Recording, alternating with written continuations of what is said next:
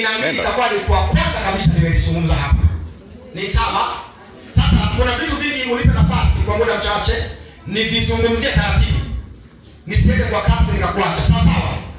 Niende taratibu sana nisikuache. Vipi vya enzi, vipo vya kishetani, vipo vipi vya enzi vya kimungu, vipo vipi vya enzi vya kiufalme, vipo vipi vya enzi vya kiutawala. Unaelewa? Kwenye vipi vya enzi vya kifalme unaweza kukuta vyenye ufalme wa Mungu na vyenye ufalme wa giza. Unaweza kukuta vipi vya enzi vya watawala wa nuru ama wa giza. Na yeyote anayekuwa ameinuliwa na ulimwengu wa nuru ama ulimwengu wa giza akawekwa juu ya kiti, akaapishwa, akapewa uwezo na mamlaka, ni ngumu sana kumtikisa kama utatikisa enzi yake. Amen. Unapotikisa enzi ya mwenye mamlaka, umetikisa mamlaka aliyonayo. Amen. Nisikia hapo anasema ndio. Ndio. Unapotikisa enzi ya kusema ya mwenye mamlaka, tayari umetikisa mamlaka yake. Ukitikisa mamlaka aliyonayo, hautatikisa enzi yake, bado ule mtu yuko imara. Unaelewa? Unataka uelewe. Unataka uelewe. Sasa vipi vya enzi vya wafalme wanakuwepo. Si sawa? Na kuna vipi vya enzi vya watawala. Wanaweza kuwa wa nchi, wanaweza kuwa wa wilaya, wanaweza kuwa wa mikoa, wanaweza wakawa ni watarafu, wakawa halmashauri, wakawa wakata, wakawa wa mitaa, lakini wamewekwa kwenye utawala. Na kwenye ulimwengu hao kuna ufalme na mamlaka zinazowekwa juu ya watu, zinajenga madhabahu juu ya watu na kuelekea vitu vya enzi za ufalme wa giza. Kila wanayojaribu kuyafanya yanaharibiwa na ufalme uliowekwa juu ya maisha yao. Wewe kuna mahali unataka ipaingie, panakataa kuingia kwa sababu juu yako kuna mwenye enzi amekaa juu ya maisha yako. Lakini leo Bwana akupe neema sasa. Kila mwenye enzi amekaa juu ya maisha yako leo ahakikisha ameondolewa na amewekwa huru kabisa kwa jina la Yesu aliye hai. Na yaani unaposema amea kidogo hapa na basi kuelewi. Sikiliza nikwambie. Kuna mahali ambapo wewe unakaa pamoja na mwenye enzi wa kusini. Kuna nyumba unaipanga, unapanga pamoja na mwenye enzi wa kusini. Kuna mahali unafanya biashara, mahali ambapo uko na mwenye enzi wa kusini. You will never success. You will never success. However, wewe umemwangusha mwenye enzi kwenye maisha yako. Najua leo nitakuwa na kazi ngumu sana kukuelewesha. Lakini I pray for the Lord kwamba akufungue moyo na akili.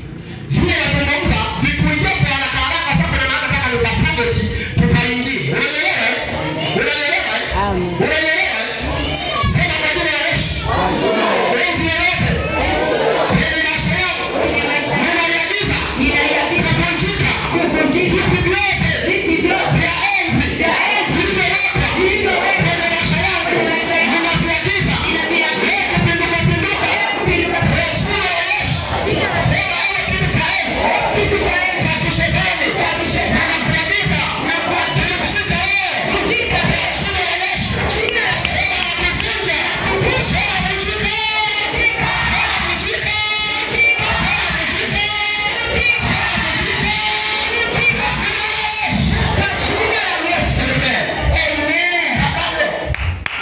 I want to show you kwenye viti vya wafalme wanapewa viti. Ukimkuta kwenye kiti alafu wewe hauna ufalme na kiti kama Tanzania Potion Peter, hauwezi kumwangusha. Mtu aliyekaa kwenye mamlaka ya kiti chake hauwezi kumwangusha mpaka wewe umepewa enzi pia na Bwana. Wewe umepewa enzi na Mungu. Amen. Na ukifuata wenye mamlaka ya viti vya enzi kutaka kuangua juu ya viti vyao, alafu wewe hauna nguvu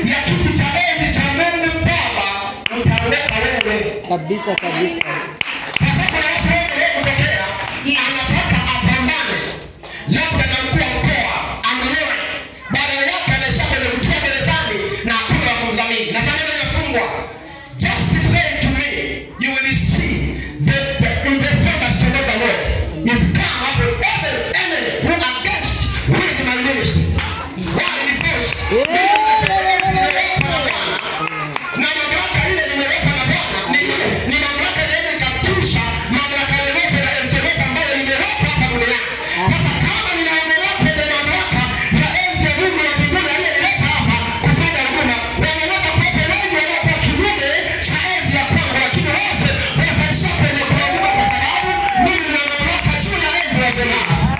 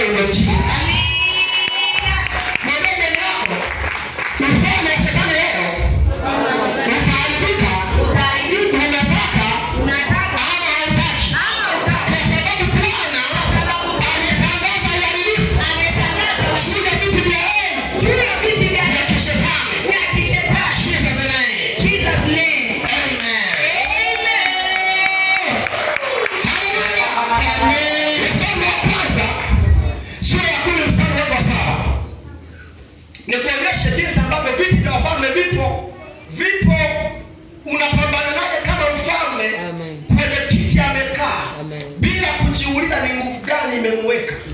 Unapojua nguvu ile inainua mtu ndio rahisi sana kupambana na yeye. Mimi nikikuinua hakuna mwenye uwezo wa kukushusha. Mimi wewe ushushe ni Bwana anishushe mimi. Na mimi aliyeniweka ameniweka. Na aliyenitoa amenitoa. Na aliyenipeleka amenipeleka. Mimi sirudi nyuma.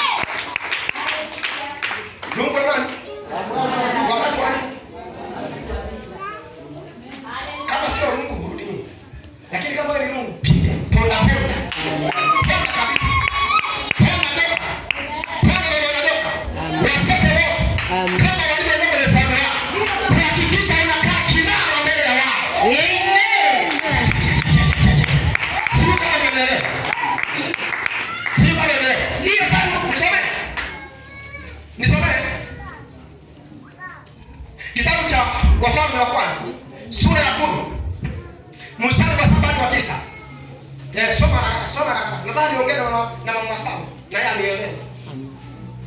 Wafalme wa kwanza sura ya 10 kuanzia mstari wa 7. Soma. Neno la Bwana nasema. Nasema Lakini mimi sikusabiki. Mimi sikusabiki habari hizo. Mimi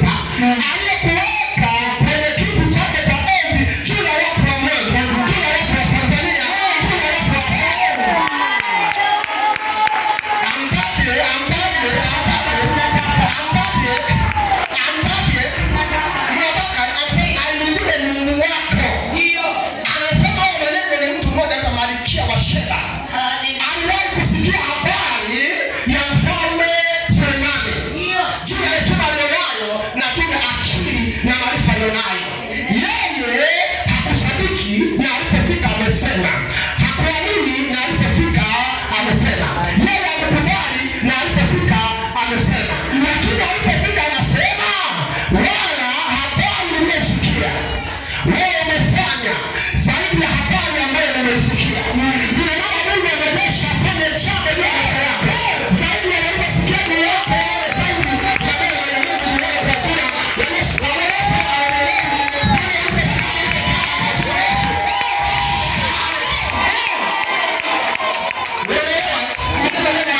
Kuna maneno aliyoambiwa kuhusu mtu bila neema aliyopewa. You know. Kado. You know. Something is about to happen in your country. Amen. In your life. Yes, Daddy. In your marriage. Amen. In your family. Amen. Something is about to happen. Why? Because kuna mambo ambayo wamekuwa wanadhania kama una uwezo nayo kwa jinsi wanavyoweza kufikiria. Lakini wanaona je, ataweza? Je, ni kweli anafanya? Je, ni kweli ana nguvu? Ngoja tukamjaribu. Jaribu nini hapa? Ninamwenda kurudisha yuko Mungu katika Mwanza. Hallelujah. Na nitakwambia yuko Mungu katika Tanzania. Amen. Na yuko nabii katika Mwanza. Na yuko nabii katika Tanzania.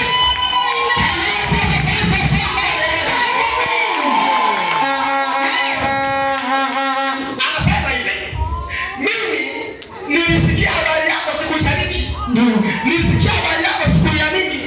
Nilisikia juu ya habari ya kwako hata sikuwa nimeelewa.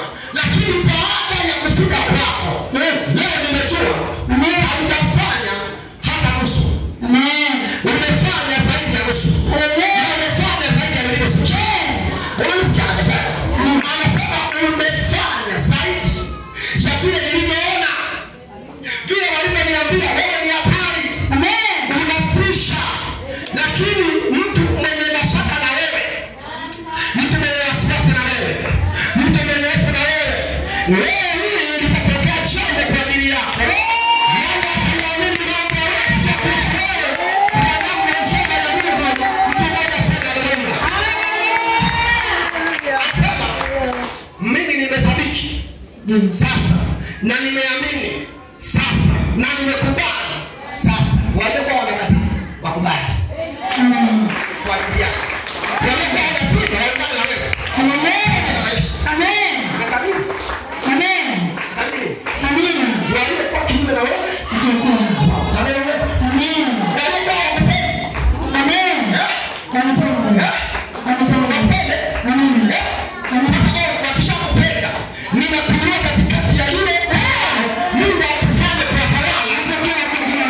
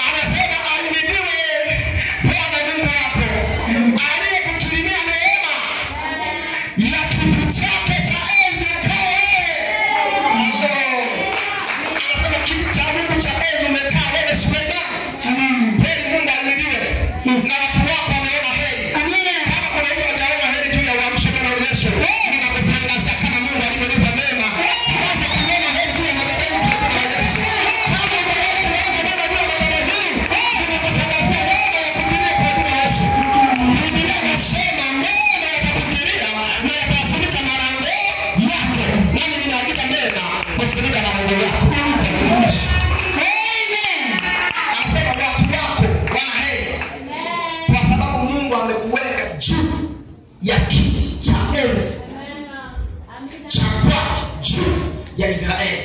Unaona huyu ni mfalme ambaye ameinuliwa na Mungu, akampa kiti cha enzi, akamkalisha kwa ajili ya watu wake. Huyo ni Mungu. Lakini ulimwengu wa giza na wewe una watu unawainua kama wafalme, unawaketisha kama kiti cha enzi, wanakaa wanarelax kwa ajili ya kuopesa wenye haki.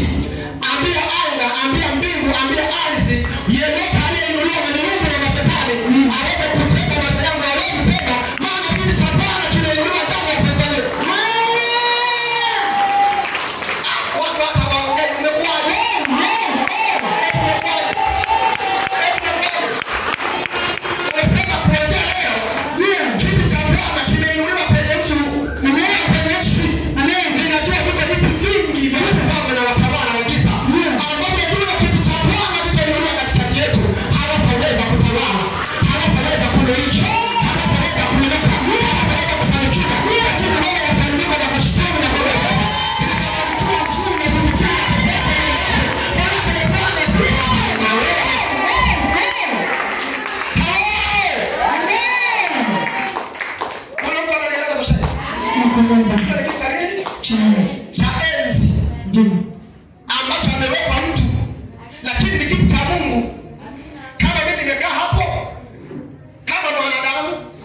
chini, Mungu ndiye ameniweka hapo. Haleluya.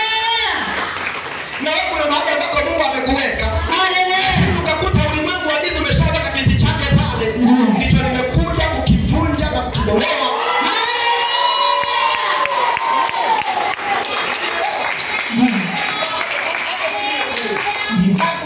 Utanielewa mimi. Kidogo. Niende tunataka chache tusimame hata na taratibu. Na nimesema kama Mungu alishindwa ni deeper. Yes. Naingia kwenye deeper. Yes, amen. Deeper. Amen. Kwenye neno hili la Mungu. Kitabu cha Wafalme wa kwanza 22:19. Nataka hivyo ni vitu vya wafalme sasa venye nia njema na shetani atakushia. Alafu tuanze hapo kuvivunja. Utaona Mungu anatembea. Amen. Nasema Shout out amen. Leo unaelewa? Sana kidogo. Good. Nisome.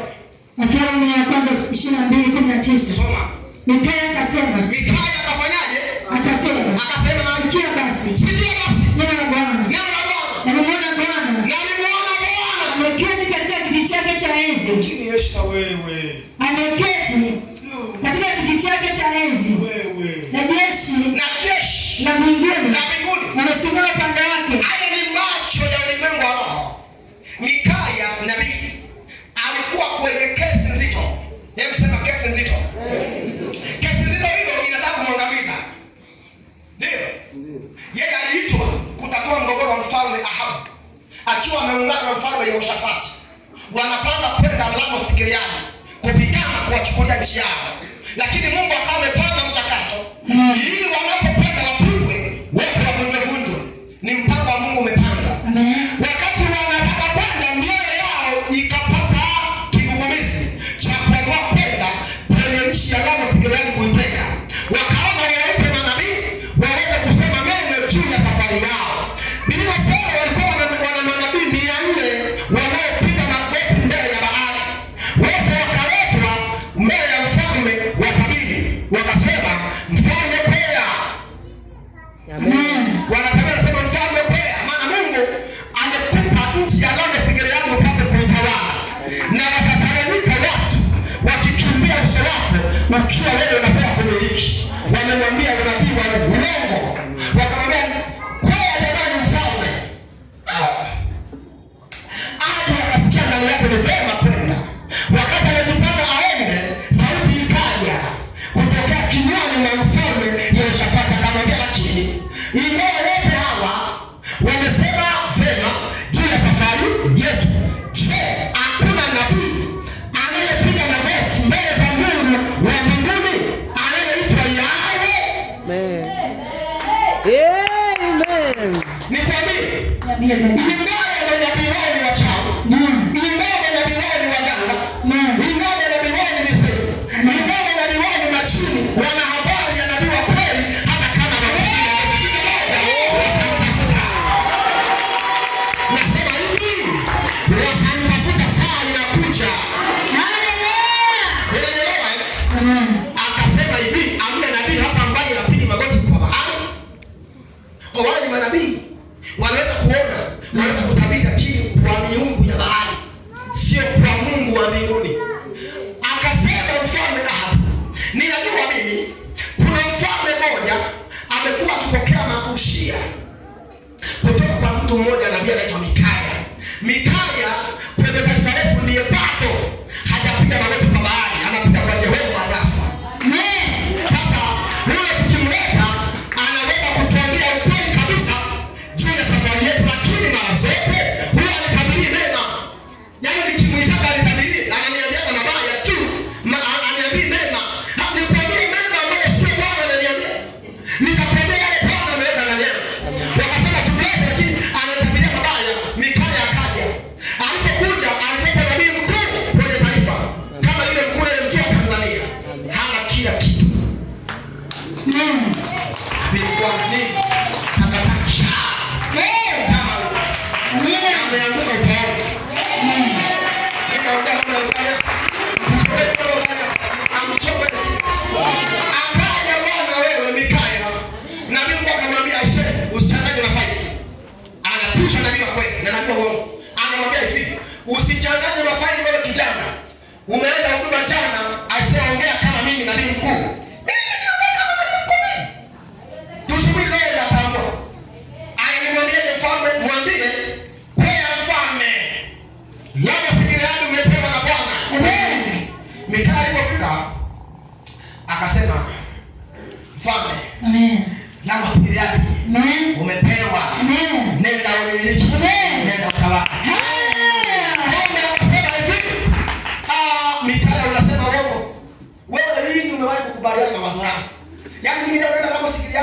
kuangalia hamna. Kuna kitu hujaniambia. Na kuapisha kwa Mungu wako naye mtumikia sio miungu hii ya kwetu. Useme kweli.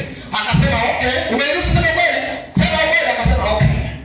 Naliona mimi tofauti na wanavyoona wenzako hapa. Hao wametia na lengo wao, wamejaza msalimu ndani yao, wamekwambia lengo uende ufe. Akasema unaona leo tofauti nimekwambia? Kajamaa kajalenga mwe, kajalenga mwe mfu. Unasema? Akasema mimi jana saa 9 nilikuwa nina kikao na mfalme wa Babyloni mbinguni. Nikaona Mungu anataka udanganyike wewe hapo. Lakini wakati anawaza ni namna gani atakaje kudanganya, akainuka malaika akamwambia nitume mimi niende nimdanganye. Mungu akamwambia malaika akidanganya atakuwa malaika wa uasi. Ndipo pepo akaja akajihudhurisha mbele kikao cha Bwana, akasema nitume mimi maana nitakwenda kuweka maneno ya uongo vinywani mwa manabii wa bahari. Amen. Lord, my God, my Lord. Vile vya maadui zako vitanena maneno yasiyo haki sawasawa na lugha yako. Vitanena maneno yangu ya hawe. Watakuwa kama wanakuroga wewe. Watakuwa kama ni wanakurani wewe. Kumbe na neno yanayosema yanafuatana na baraka duniani na kuifunga laana.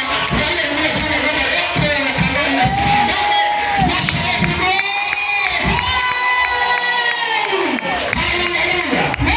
Sasa akasema naliona nini?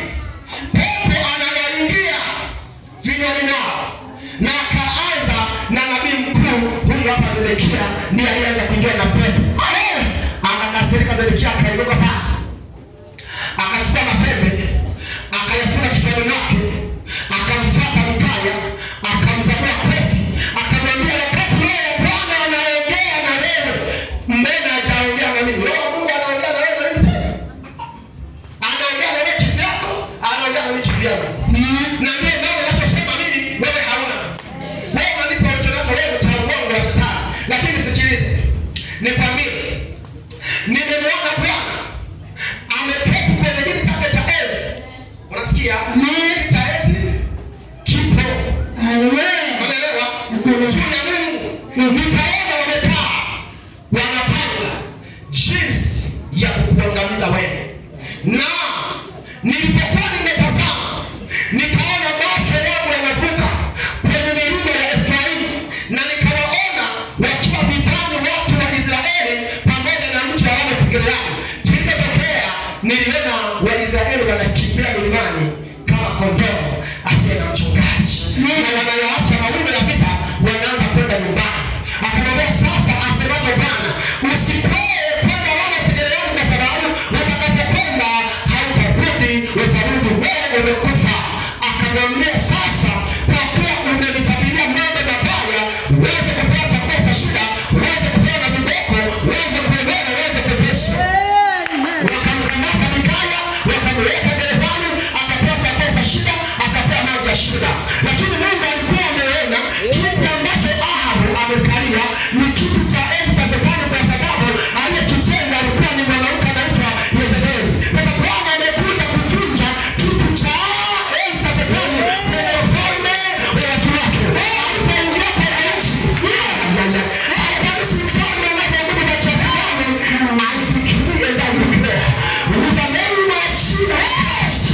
Kuna mfalme yeyote aliyefanya kazi kinyume cha neno la Mungu na kuondoka kuondoka mpaka kwa jina la Yesu aliye hai.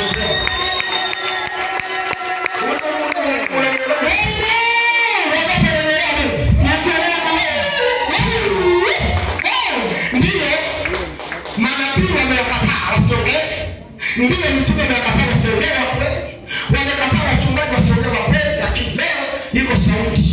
Hata peke yake inasema vitu vya enzi vya shetani vinaharibiwa wewe.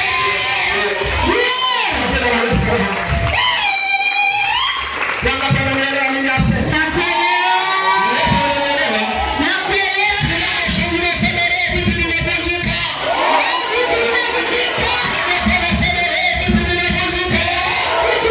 Vitu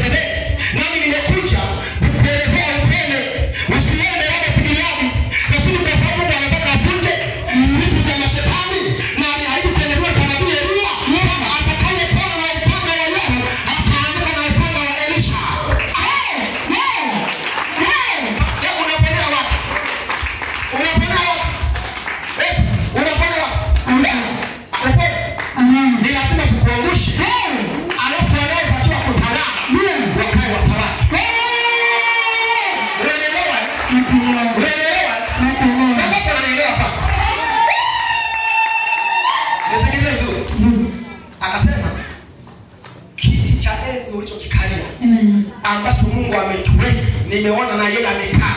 Amen. Anajadili kuhusu uadui ulionao juu ya nchi ya wana wa Israeli. Amen. Na mimi leo nikiwa niko kwenye madhabahu ninaona kikao cha Mungu kimekaliwa juu ya ardhi ya Tanzania.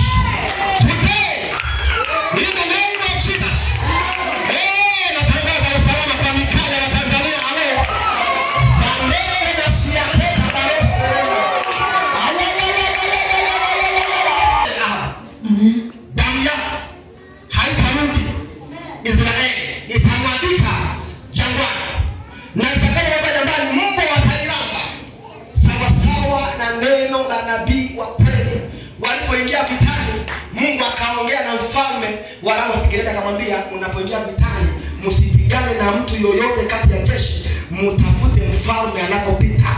Yaani nyinyi mwachane na wengine, mtafute mfalme peke yake. Maana ni kwamba waliokaa kwenye viti vya enzi kwa mipango ya uharibifu kwa ajili yako, kuna malaika wa Bwana na jeshi lake wamekaa naye kwenye kiti cha enzi. Wanajadili namna ambavyo watakavyokabiliwa adui yako kabla ya vita kuisha.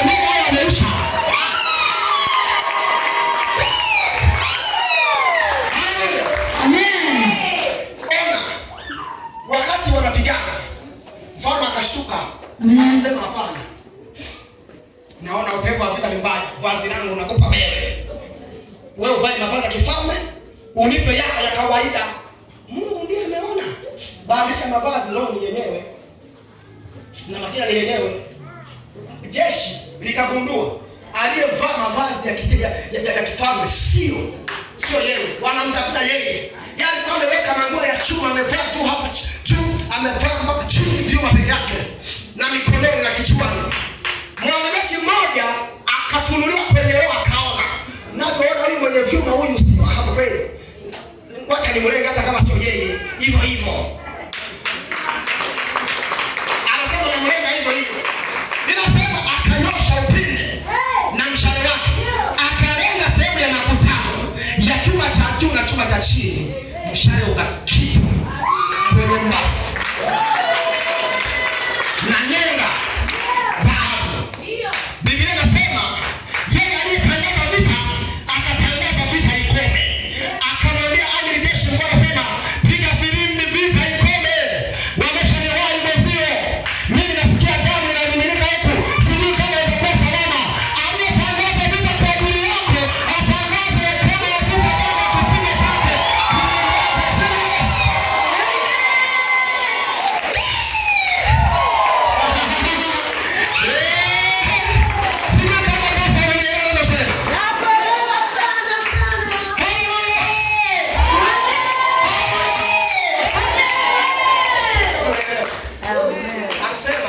Wakakata hao. Na akiwa ametangaza vita imefika. Na yeye ndiye aliyetangaza, alafu akatangaza vita ikome. Adui yako aliyekuwa anakuja na wanataka ushindi tena lao. Ndio mtangazia kwa moto wa Bwana na kwa moto wa Bwana.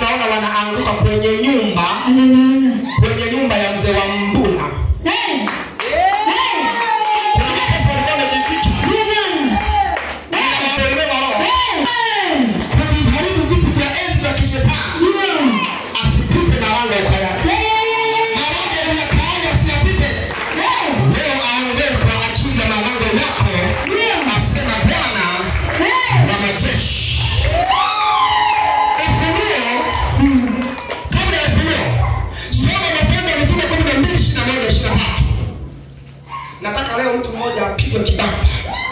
Very powerful. Anavutika mjibu. Nivulie kidogo. Nije niruhusu Mungu atembee. Mweke kama hizi mbili.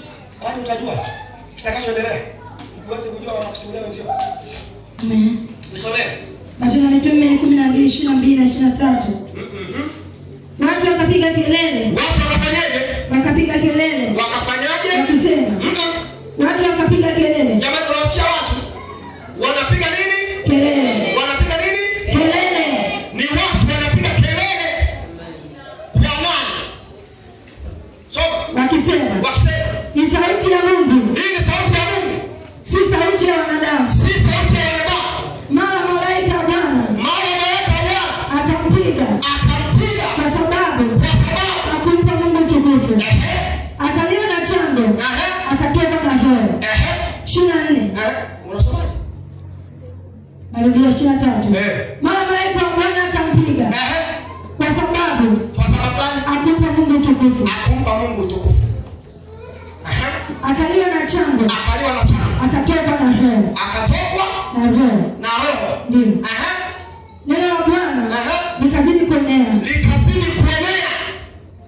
Sikiliza. Huyu ni Herode. Aliyemwona Yohana. Siku moja akajitia ufahamu kwa miungu ya shetani. Akasimama ikulu akazungumza. Akasema hotuba yake fupi iliyowaingia watu mioyoni mwao, wakasema mfalme huyu leo sauti ya Mungu. Mungu akasema sanga. Mimi sijamwambia sema. Amesema yeye mwenyewe akasirika. Alikaa kwenye kitanda cha enzi, akatangaza hukumu ya wana wa Mungu, akawaua wana wa Mungu, akawafunga wana wa Mungu vifungo ambavyo umefungwa na wachawi na majini na mapepo na kuzimu na weza ukoo. Mungu sikia jaona. Anaona anamtafutia adui yako kona moja, akimkamata anampasua, anakufa basi.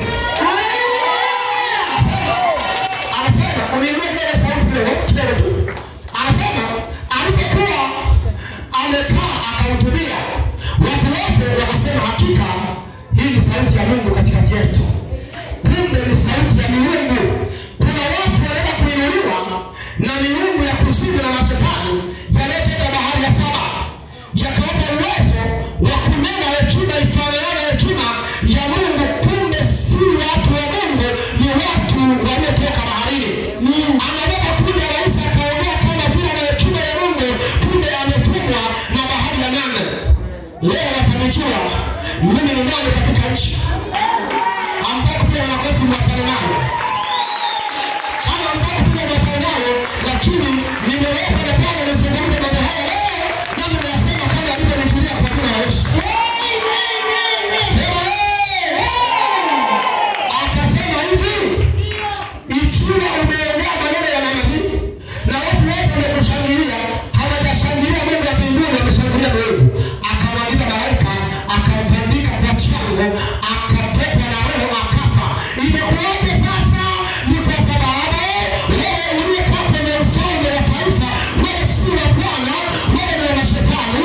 Wewe si wa Bwana, wewe ni wa miungu. Wewe si wa Bwana, wewe ni wa kichawi.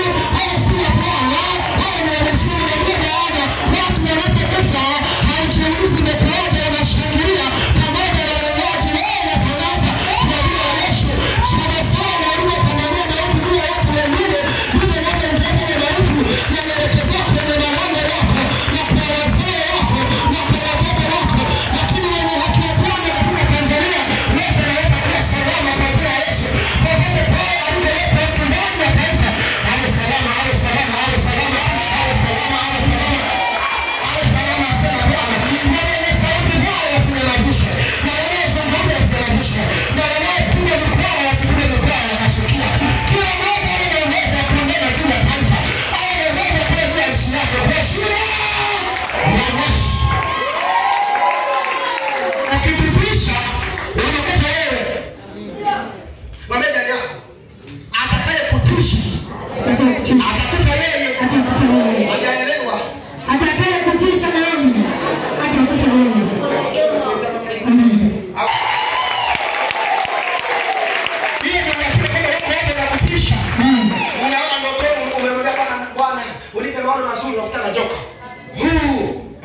yeye. Amen. Mimi natabiri sema yeye atakufa yeye. Ameinuliwa kwenye kiti cha shetani. Amen. Anahukumu tu watu wenye haki wa Bwana. Wapelekao njia na watu. Anachana. Sasa inakuwaje? Mungu akasema. Amen. Akamkuta yuko kwenye kiti chake cha enzi. Akambomoa kwa chango. Chango ikamla. Shamaa roho ikamtoka. Inasema kafa. Biashara yake kaisha. Na kuna mfalme. Chango imemla. Naye amekufa. Naishi. Kapai wewe lakini maneno ndiyo yale. Wewe unasemaje? Wewe utolee. Afunua sura ya pili mstari wa 12 na 13. Hakuna Kanisa liloko Pergamo.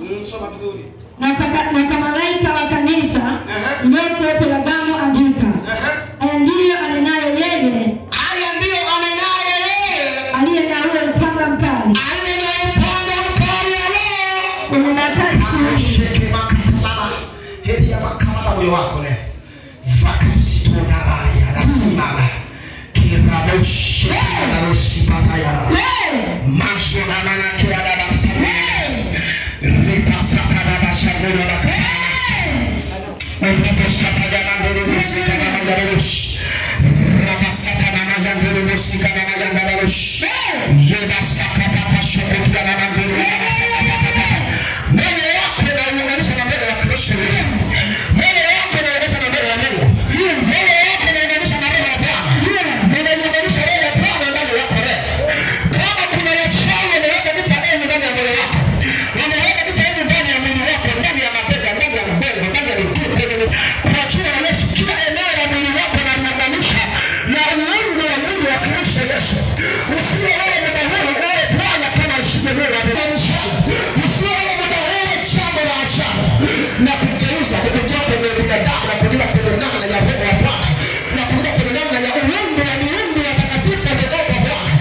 Ninaondoa namna ya binadamu ndani yako na kugeuza kwa jina la Yesu. Usiwe wewe kama unavyoonekana. Usiwe wewe kama unavyotembea. Usiwe wewe kama unavyoongea. Na uruhusu hekima ya Bwana iweze kupenya kwenye kichwa chako. Iweze kuingia ndani yako. Maarifa ya Bwana yanaruhusu iweze kuingia ndani yako. Ufahamu wa kiungu unaruhusu iweze kuingia ndani yako. Na neno la Bwana limeanza kunena. Unanena ule mwana wa Bwana ambaye umejazwa uweza na mamlaka. Umebeba heshima na utukufu ndani yako. Mahali penye aibu na mashaka. Utokee wende namna usiokuwa ya kawaida. Utakayefunika maeneo yote ambayo neno la Bwana ulikuwa umetoka. Unaanza kuchaa mambo ya wema wa Bwana. Unaanza kuchaa mafanikio ya Bwana ndani ya moyo wako. Na ule muda utakaoanza kunena, utanena kama kiumbe cha ajabu ambacho kimeweza kufunuliwa kwa wana wake. Yandeko na maradesha katana resha yana. Reda deka na rambere resha ya. Reda kona resha ya rangara. Reda desa niandeka na resha. Reka maede ya desele resha. Reda kona na resha ya kata.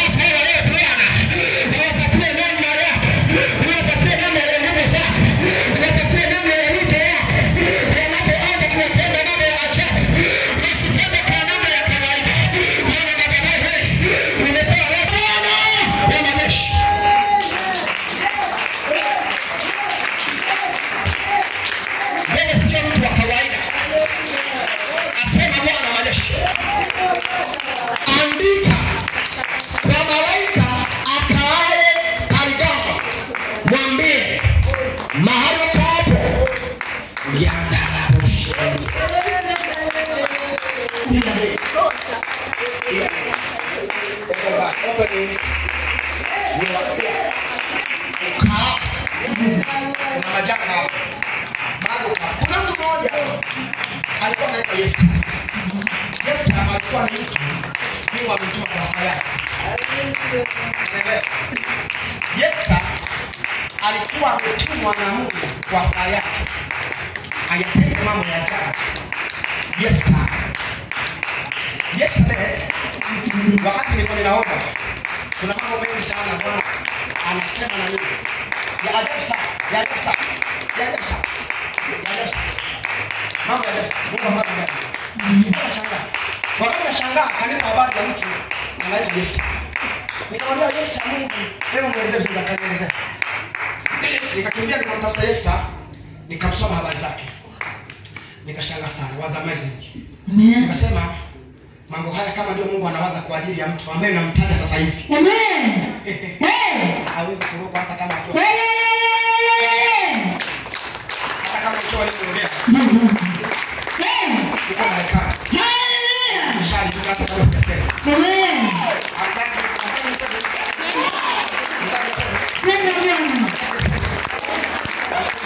Sema Bwana. Anasema mahali akaapo. Wewe unasoma vizuri. Sawa 13. Na pajua kapo. Anza 12. 12. Na kama malaika wa kanisa iliyoko Pergamo. Pergamo. Imeandikwa Pergamo. Ni Pergamo. Pergamo. Andika.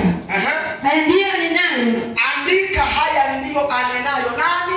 Yeye aliye na upanga mkali. Yeye aliye na huo upanga mkali. Wenye makali kuwili. Wenye makali kuwili. Leo upanga wako utakaobeba leo kupambana na adui yako hauna makali upande mmoja. Haleluya. Fanya hivi. Ukirudisha. Hebu fanya kandio nione kama una. Wacha wewe. Jambia. Mambo ya jambia. Acha kabisa. Nawaona mimi nawaona. Mungu serious. Anasema malaika amwambie aandike. Lakini kuna naye andikiwa hapo. Malaika anasema andika kwa malaika aliyeko Pergamo. Anazungumzia kanisa. Kwa sababu ni makanisa 7 yaliyokuwa yako Efeso kule Uturuki kule Ugiriki. Unaelewa? Nasema andika kwa hiyo kanisa. Mwambie sasa. Na pajua kapo. Na pajua ndipo kwenye kiti cha enzi. Mahali unapokaa. Bwana Yesu. Na pajua unapokaa. Na kinachofanya usitoboe kwa sababu ulipokaa. Sema kuna kiti hapo. Wewe unapajua ukaapo mimi. Kivutike.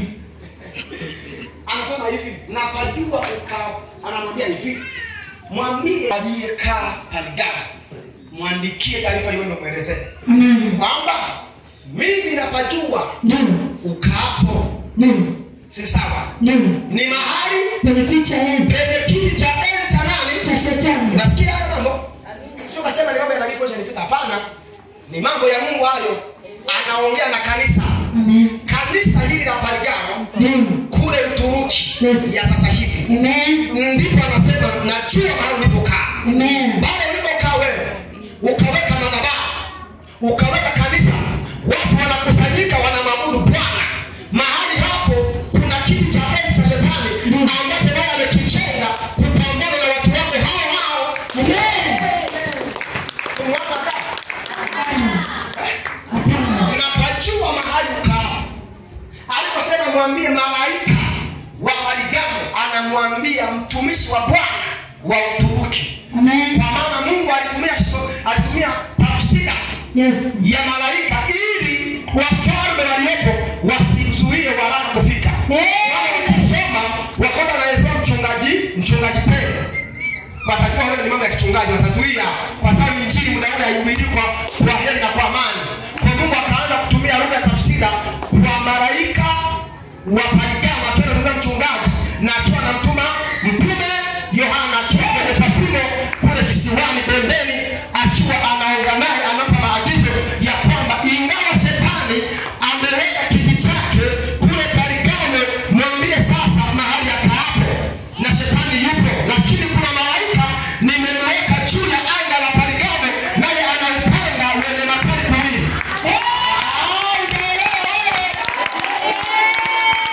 Ni kweli kabisa.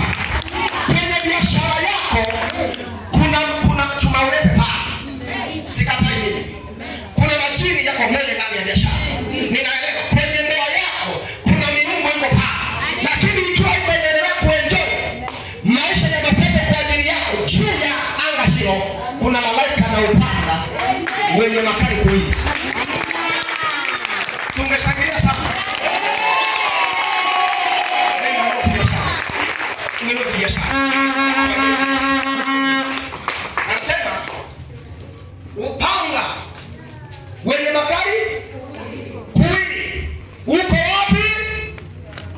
Uko wapi? Hata mniambie. Uko mahali unapokaa kuna upanga juu. Amina. Kwenye mkono wa malaika. Amen. Anataka kutenda jambo. Kwa ajili ya wale waliozuia wewe usifananie na baraka za Bwana. Wamekufanya kuwa mtumwa na wewe ni mtawala. Sema leo navaa vazi la utumwa, navaa vazi la utawala. Sema leo navaa vazi la utumwa, navaa vazi la ufalme. Kwa jina la Yesu. Ya milango ya kwenye mito tunaipasua pasua yote leo. Vikao vyao malkia kutokea angani, malkia kutokea baharini, leo tunawatingisha tu hivi. Yaani leo nataka mitandao ya kichawi ambayo inasoma frequency za masafa yako. Kwa sasa hivi unataka kwenda kununua mzigo si wako kuleta biashara, wanaona ile mitandao na ikata watakapokuwa kwenye la manzao na wewe wasione kabisa mahali ulipopita.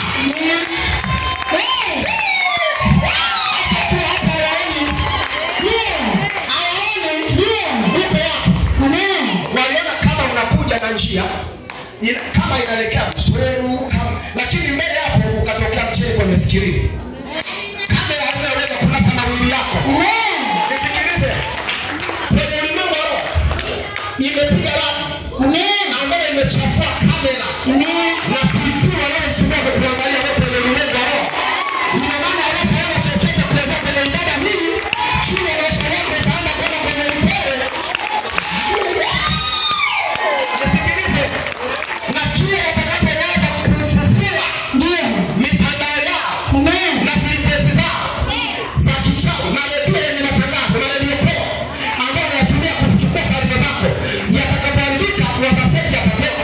Yatakapokuja kuwa salama, wewe umeshavuka kwenye vita wa mikono yao huko mbali na uwezo wa vita wanayo kwa ajili yako.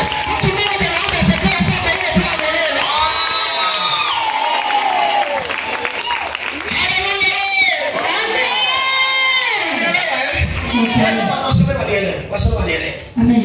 Anasema naye alishika sana jina langu, lakini ingawa shetani amejaribu kujenga ufalme wake akaweka kiti chake, ila wewe Esther, ila wewe Sonia, wewe Tavera, wewe nani lakini nani bana? Unaniangusha. Umeendelea kulishika jina. Ndugu yangu, usishike kiti cha adui anayekuzungumza vibaya. Amen. Wewe sio kama unazungumzia Mungu. Haleluya. Umekasirika. Nakwambia sasa wewe na baba. Mungu ameshakasirika tangu jana. Haleluya. Anataka kuvunja mtu. Amen. Apande joka na mwana joka. Amen. Simba, farasi na yeye ampandaye. Haleluya. Maana yake mchawi na yeye aliyekwenda kwa mchawi. Haleluya. Farasi na yeye ampandaye. Habari. Yaani aliyekwenda kukutolea taarifa usifanikiwe, yeye ni farasi. Anayetekeleza oda ya ushirikina kwa ajili yako ni mpanda farasi. Sasa farasi na yeye ampandaye wote wataanguka kwa upanga uliokatwa. Yesu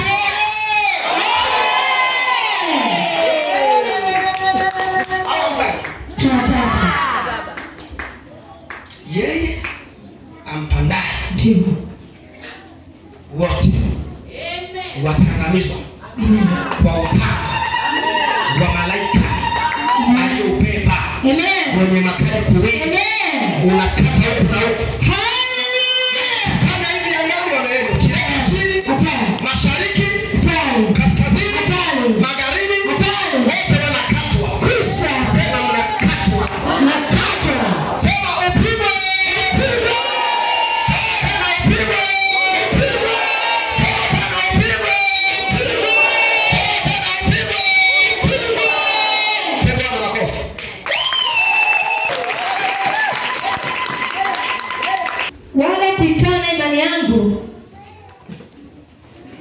katika siku za Antipa shahidi wangu, mwaminifu wangu, aliyeuawa kati yenu.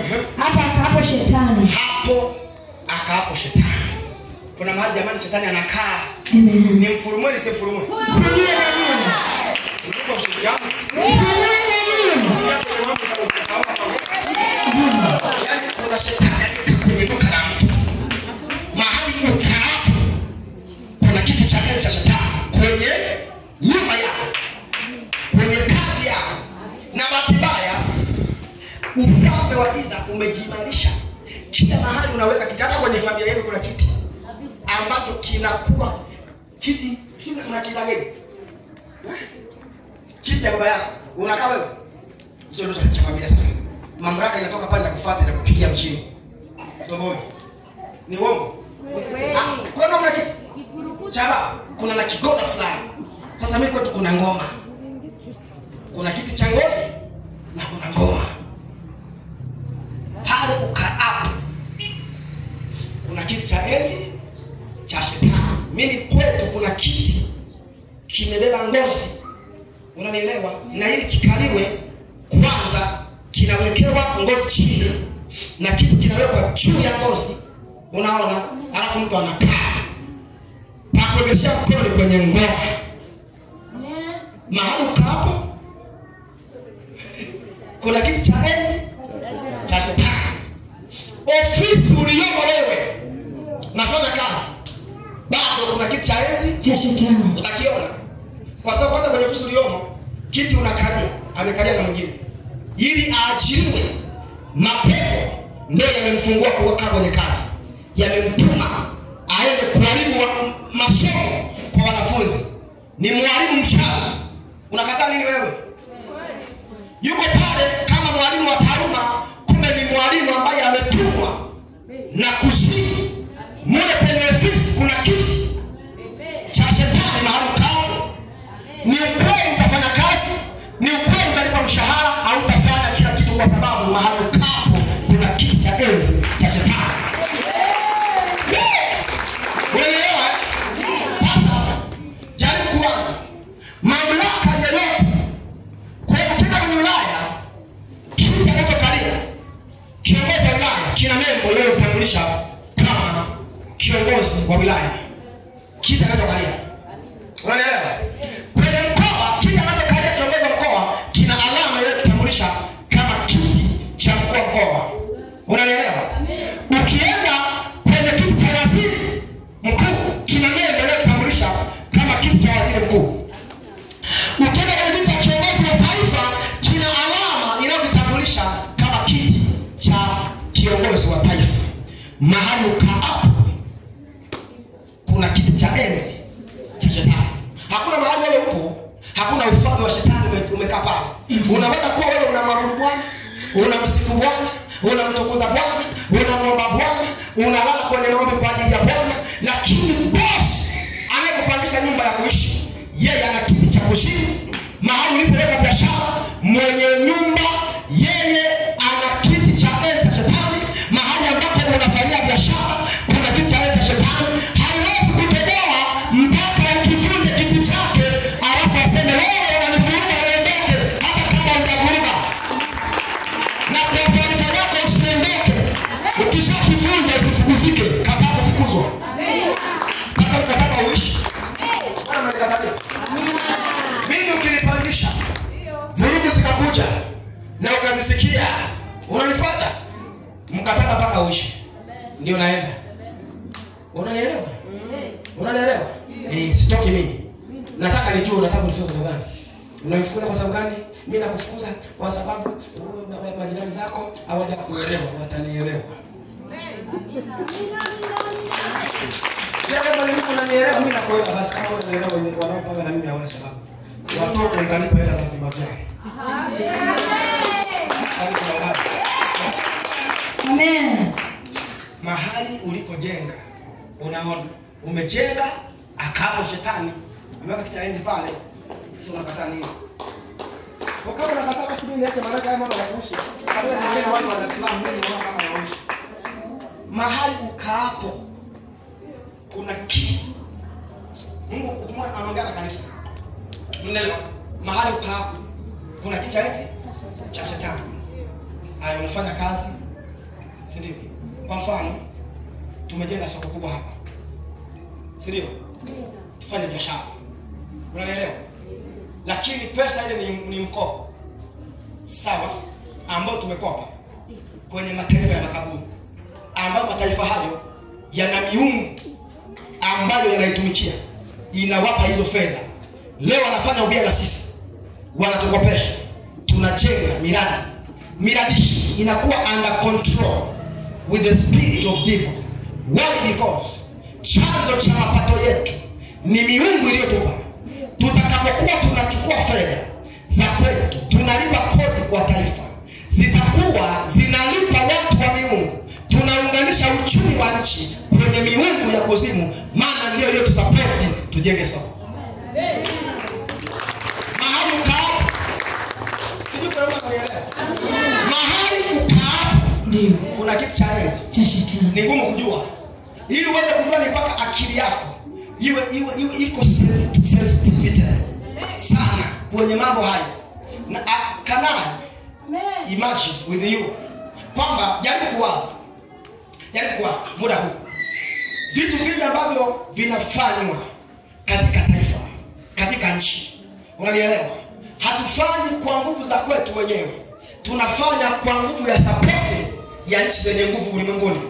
Lakini mzungu yeyote unayemuona mwenye ngozi nyeupe hajawahi kufanya kitu kwa Mwafrika without benefit.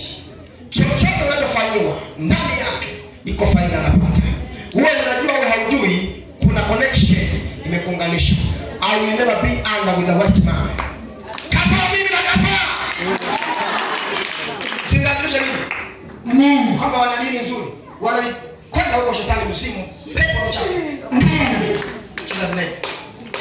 Hey! Ngozi yako hii inalipa. Yes. Ngozi yako hii madini. Amen. Ngozi yako hii utajiri. Kachini watu wazungu wanakupigia shingo sana. Amen. Hawafanyi kitu kwa ujinga wao. Na nimewagundua saa hizi. Hawafanyi jambo kwa sana wao. Amen. Hawafanyi jambo wanampanga. Na mimi leo nimewakataa. Mbele yako na mbele ya Mungu. Amen. Watakaotaka kuwa upande wangu wawe chini ya mamlaka ya Mungu na ya Mungu. Hallelujah. Sasa utakatifu wao. Tunakuja na kibali kale utupe nafasi tuongee na washirika wangu waongee na wazungu. Washirika wangu wanaongea na mimi. Amen. Wewe kae chini usikilize vizuri. Hallelujah. Kama katabu nisikiliza. Amen. Wale ni wani. Tusiendane matatizo sisi. Hallelujah. Tuwa mahali ukaape. Kuna kitu cha enzi Cha shetani. Ndio. Shetani amejenga madhabahu kwenye huduma nyingi. Ni kweli. Watu wanaona hainuliwe Bwana wa mabwana, hainuliwe ametenda mema. Nani ametenda mema? Kwani kanisa mmejenga wenyewe? Kanisa mmejenga?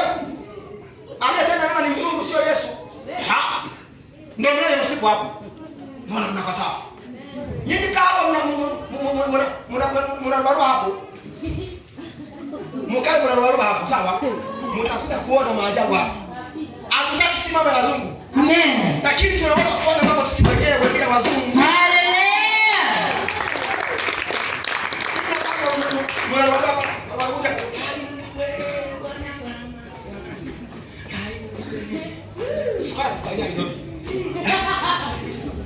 Tunadaiwa kiwanja. Choo tunajipanga hapa kujenga choo. Kesho wanasema jamani, kanisa hana choo nzuri tunalifungia. Utaenda kuabudu hapo. Eti unaabudu vinaenda. Unaabudu choo. Mimi mahali nikaa. Kiti cha